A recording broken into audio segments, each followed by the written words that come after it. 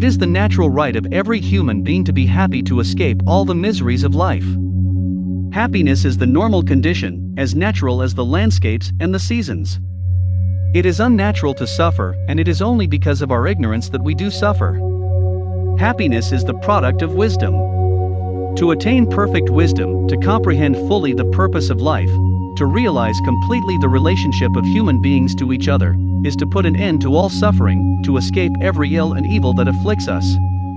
Perfect wisdom is unshadowed joy. Why do we suffer in life? Because in the scheme of nature we are being forced forward in evolution, and we lack the spiritual illumination that alone can light the way and enable us to move safely among the obstacles that lie before us.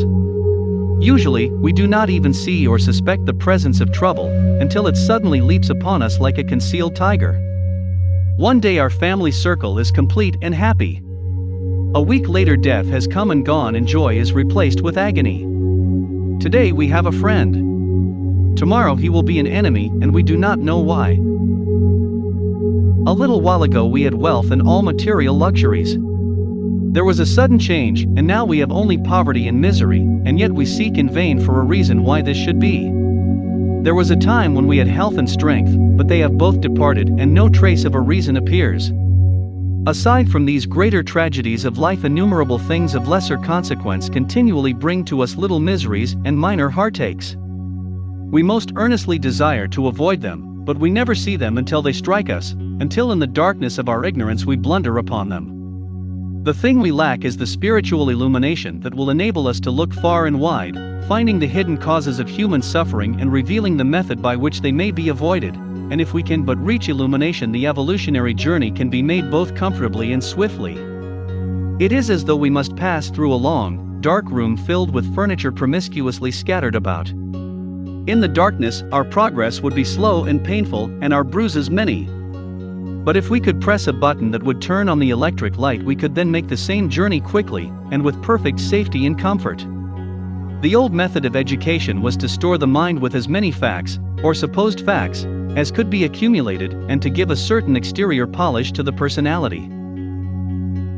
The theory was that when a man was born he was a complete human being, and that all that could be done for him was to load him up with information that would be used with more or less skill, according to the native ability he happened to be born with. The theosophical idea is that the physical man, and all that constitutes his life in the physical world, is but a very partial expression of the self, that in the ego of each there is practically unlimited power and wisdom, that these may be brought through into expression in the physical world as the physical body, and its invisible counterparts, which together constitute the complex vehicle of the ego's manifestation, are evolved and adapted to the purpose, and that in the exact proportion that conscious effort is given to such self-development will spiritual illumination be achieved and wisdom attained. Thus the light that leads to happiness is kindled from within, and the evolutionary journey that all are making may be robbed of its suffering. Why does death bring misery? Chiefly because it separates us from those we love. The only other reason why death brings grief or fear is because we do not understand it and comprehend the part it plays in human evolution. But the moment our ignorance gives way to comprehension, such fear vanishes, and a serene happiness takes its place. Why do we have enemies from whose words or acts we suffer? Because in our limited physical consciousness we do not perceive the unity of all life and realize that our wrong thinking and doing must react upon us through other people, a situation from which there is no possible escape except through ceasing to think evil, and then patiently awaiting the time when the causes we have already generated are fully exhausted. When spiritual illumination comes, and we no longer stumble in the night of ignorance, the last enemy will disappear, and we shall make no more forever. Why do people suffer from poverty and disease? Only because of the blundering ignorance that makes their existence possible for us, and because we do not comprehend their meaning and their lessons, nor know the attitude to assume toward them. Had we but the wisdom to understand why they come to people, why they are necessary factors in their evolution, they would trouble us no longer. When nature's lesson is fully learned, these mute teachers will vanish. And so it is with all forms of suffering we experience. They are at once reactions from our ignorant blunderings and instructors that point out the better way. When we have comprehended the lessons they teach, they are no longer necessary and disappear. It is not by the outward acquirement of facts that men become wise and great. It is by developing the soul from within until it illuminates the brain with that flood of light called genius. Success is in the blood. There are men whom fate can never keep down. They march forward in a jaunty manner, and take by divine right the best of everything that the earth affords. They do not lie in wait, nor scheme, nor fawn, nor seek to adapt their sails to catch the breeze of popular favor. Still, they are ever alert and alive to any good that may come their way, and when it comes they simply appropriate it and tarrying not, move steadily on. Good health. Whenever you go out of doors, draw the chin in, carry the crown of the head high, and fill the lungs to the utmost. Drink in the sunshine, greet your friends with a smile, and put soul into every handclasp. Do not fear being misunderstood, and never waste a moment thinking about your enemies. Try to fix firmly in your mind what you would like to do, and then without violence of direction, you will move straight to the goal. When we become fearful, the judgment is as unreliable as the compass of a ship whose hold is full of iron ore. When we hate, we have unshipped the rudder, and if ever we stop to meditate on what the gossips say, we have allowed a hawser to foul the screw. Keep your mind on the great and splendid thing you would like to do, and then, as the days go gliding by, you will find yourself unconsciously seizing the opportunities that are required for the fulfillment of your desire, just as the coral insect takes from the running tide the elements that it needs. Picture in your mind the able, earnest, useful person you desire to be, and the thought that you hold is hourly transforming you into that particular individual you so admire. Thought is supreme, and to think is often better than to do. Preserve a right mental attitude, the attitude of courage, frankness, and good cheer. Darwin and Spencer have told us that this is the method of creation. Each animal has evolved the parts it needed and desired. The horse is fleet because he wishes to be, the bird flies because it desires to, the duck has a web foot because it wants to swim. All things come through desire, and every sincere prayer is answered. We become like that on which our hearts are fixed.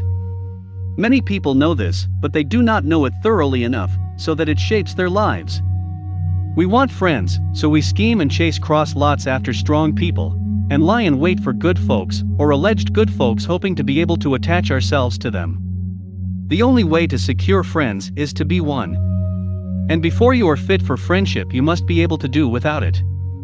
That is to say, you must have sufficient self-reliance to take care of yourself, and then out of the surplus of your energy, you can do for others. The individual who craves friendship, and yet desires a self-centered spirit more, will never lack for friends. If you would have friends, cultivate solitude instead of society. Drink in the ozone, bathe in the sunshine, and out in the silent night, under the stars, say to yourself again and yet again, I am a part of all my eyes behold. And the feeling then will come to you that you are no mere interloper between earth and heaven, but you are a necessary part of the whole. No harm can come to you that does not come to all, and if you shall go down it can only be amid a wreck of worlds. Like old Job, that which we fear will surely come upon us. By a wrong mental attitude, we have set in motion a train of events that ends in disaster. People who die in middle life from disease, almost without exception, are those who have been preparing for death. The acute tragic condition is simply the result of a chronic state of mind, a culmination of a series of events. Character is the result of two things, mental attitude, and the way we spend our time. It is what we think and what we do that make us what we are. By laying hold on the forces of the universe, you are strong with them. And when you realize this, all else is easy, for in your arteries will course red corpuscles, and in your heart, the determined resolution is born to do and to be.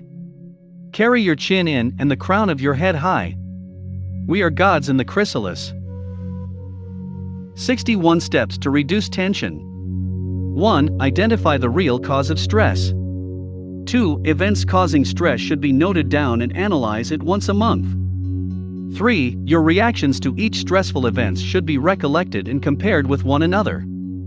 4. Should not give immediate response to a stressful event, always take little time to think. 5. If any tension comes, ask your inner man, mind, for a solution, he is more intelligent than you. 6. Past is past, always concentrate on future events and gather courage and willpower. 7. Need not bother about your loss, but find out the reason for it and try to solve it. 8. Face all situations with confidence. 9. Keep faith in God and worship Him. 10. Always hope for the best. 11. Always keep a positive approach. 12. Before doing anything, plan a solution to face a negative situation. 13. Should not live only for money.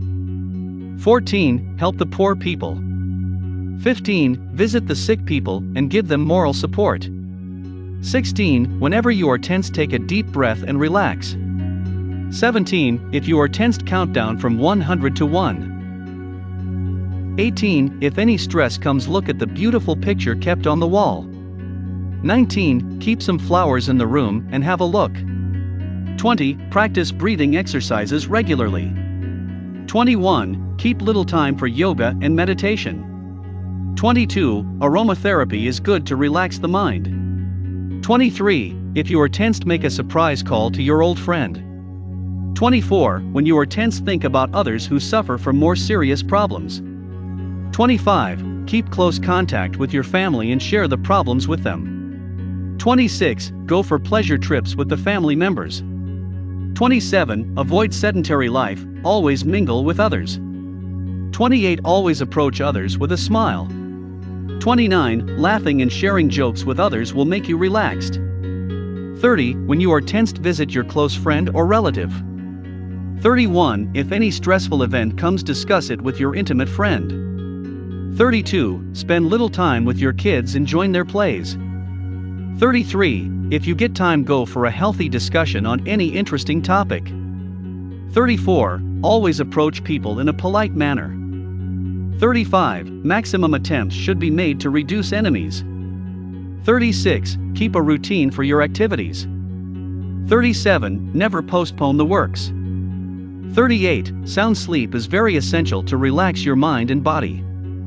39. Always prefer a room with fresh air. 40. Get up early in the morning. 41. After waking, have a nice bath with your favorite shampoo. 42. Use some perfumes and room fresheners you like. 43. Have a relaxing body massage. 44. Personal hygiene should be maintained. 45. Your health problems should be discussed with the doctor and follow his instructions. 46. Make a habit of cleaning the home and surroundings. 47. Keep sexual relations with only one partner. 48. Morning and evening walk is good to relax. 49. Afternoon sleep is good but should not be a deep sleep with snoring. 50. Listen to good music and go to a movie with your intimate friend. 51. Reading interesting books can reduce tension. 52. Gardening is a useful method to relax. 53. Spend little time with pet animals. 54. Engage in some games. 55. Keep some time to engage in your hobbies. 56. When you get time, write some literal things like articles, poems, and stories. 57. Keep a regular timing for food. 58. Take plenty of fruits and vegetables. 59. Prepare your favorite meal and have it with your family. 60. Having food from restaurants may give you a good mood.